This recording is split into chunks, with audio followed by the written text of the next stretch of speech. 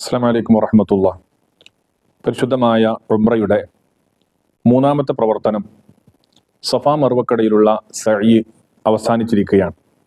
സഫയിൽ നിന്ന് തുടങ്ങി മർവയിൽ നാം സഅയ് അവസാനിപ്പിച്ചു. മർവയിൽ സഅയ് അവസാനിപ്പിച്ചു കഴിഞ്ഞാൽ 2 റക്അത്ത് നഫ്ൽ നിസ്കാരം നിർവഹിക്കാനുണ്ട്. മസ്ജിദുൽ ഹറാമിൽ ചെന്ന് നിസ്കരിക്കലാണ് ഏറ്റവും ശ്രേഷ്ഠമായതെങ്കിലും അതിന് സൗകര്യമില്ലെങ്കിൽ മർവയിൽ തന്നെ 2 റക്അത്ത് നഫ്ൽ നിസ്കാരം നമുക്ക് നിർവഹിക്കാവുന്നതാണ്. തക്ബീറത്തുൽ ഇഹ്റാമിന് വേണ്ടി കൈ ഉയർത്തുമ്പോൾ പുരുഷന്മാർ ശ്രദ്ധിക്കേണ്ടത് നമ്മുടെ നെഞ്ചും വയറും കാണാത്ത രൂപത്തിൽ നാം കൈ ഉയർത്താൻ ശ്രമിക്കുക. നമ്മുടെ ഇഹ്റാമിന്റെ വസ്ത്രം ഇങ്ങനെ മേലെ ധരിച്ചിട്ടുണ്ടാവും.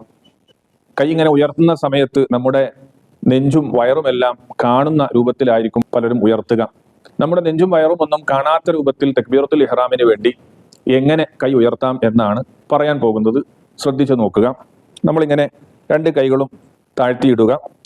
അതിനുശേഷം 2 കൈകളും 2 വശങ്ങളിലേക്ക് ഒന്നിങ്ങനെ നീട്ടിപ്പിടിക്കുക.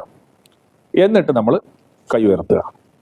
തക്ബീറത്തുൽ ഇഹ്റാമിന് വേണ്ടി ചെവിക്കുറ്റി വരെ പുരുഷന്മാർ 2 കൈകളും ഇങ്ങനെ ഉയർത്തിയാൽ നമ്മുടെ ഈ നെഞ്ചിന്റെ ഈ ഭാഗമോ വയറോ പുറത്ത് കാണാത്ത രൂപത്തിൽ നമുക്ക് കൈകൾ ഉയർത്താൻ പറ്റും.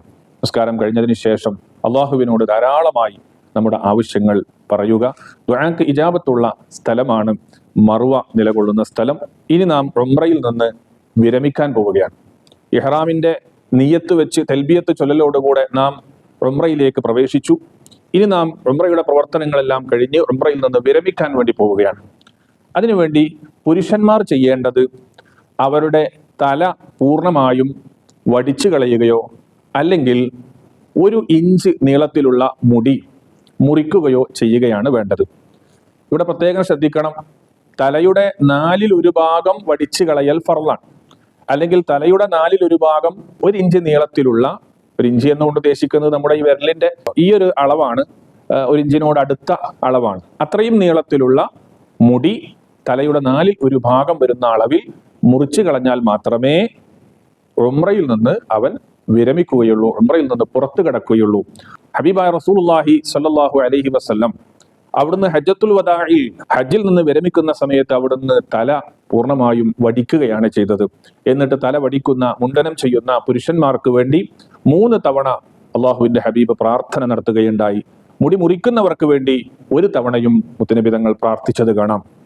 അപ്പോൾ പുരുഷന്മാർക്ക് ഏറ്റവും ശ്രേഷ്ഠമായത് തല മുഴുവനും പൂർണ്ണമായും വടിച്ചു കളയുക എന്നതാണ്. സ്ത്രീകൾ, സഹോദരിമാർ അവരുടെ തലയുടെ 4/1 ഭാഗത്തെ മുടി അതിങ്ങനെ പിടിച്ച് അതിൻ്റെ അവസാനം 1 ഇഞ്ച് നീളത്തിൽ മുടി മുറിച്ചു കളയുകയാണ് വേണ്ടത്. അങ്ങനെ സ്ത്രീകൾ മുടി മുറിക്കുകയും പുരുഷന്മാർ തല മുണ്ടനം ചെയ്യുകയും ചെയ്ത് ഉംറയുടെ ഇഹ്റാമിൽ നിന്ന് പൂർണ്ണമായും നാം പുറത്തേക്ക് കടക്കുന്നു. ഇങ്ങനെ തല മുണ്ടനം ചെയ്യലോടുകൂടെ അല്ലെങ്കിൽ മുടി മുറിക്കലോടുകൂടെ ഇഹ്റാമിൽ നിന്ന് നാം പുറത്തു കടന്നു. ഇഹ്റാമിൽ പാടില്ലാത്ത ഒരുപാട് കാര്യങ്ങളുണ്ടായിരുന്നു, അതെല്ലാം നമുക്ക് അനുവദനീയമാവുകയാണ്. ഇനി നമുക്ക് തുന്നിക്കൂട്ടിയ വസ്ത്രം ധരിക്കാം, എണ്ണ തേക്കാം, സോപ്പ് ഉപയോഗിക്കാം, സുഗന്ധദ്രവ്യങ്ങൾ ഉപയോഗിക്കാം. അങ്ങനെ എല്ലാ കാര്യങ്ങളും ഇനി നമുക്ക് നിർവഹിക്കാവുന്നതാണ്. വിശുദ്ധമായ ഉംറ നമ്മുടെ പൂർണ്ണമായി, ഉംറയും ഹജ്ജും അള്ളാഹുവിന്റെ പൊരുത്തത്തിലായി അവൻ എങ്ങനെയാണോ ചെയ്യാൻ പഠിപ്പിച്ചത് അതുപോലെ നിർവഹിച്ച് സ്വീകരിക്കപ്പെടുന്ന ഹജ്ജായി, ഉംറയായി അള്ളാഹു നമ്മുടെ ഹജ്ജും ഉംറയും കബൂൽ ചെയ്യുമാറാവട്ടെ. ഇനി നമുക്ക് ഹജ്ജിന്റെ പ്രവർത്തനങ്ങളിലേക്ക് കടക്കേണ്ടതുണ്ട്. എന്തൊക്കെ കാര്യങ്ങളാണ് ഹജ്ജിൽ ശ്രദ്ധിക്കേണ്ടത് എന്നുമൊക്കെ ഇൻഷാ അല്ലാഹ് വരുന്ന വീഡിയോകളിൽ നമുക്ക് പഠിക്കാം. അള്ളാഹു നമുക്ക് തൗഫീഖ് ചെയ്യുമാറാവട്ടെ. അസ്സലാമു അലൈക്കും വറഹ്മത്തുള്ളാഹി.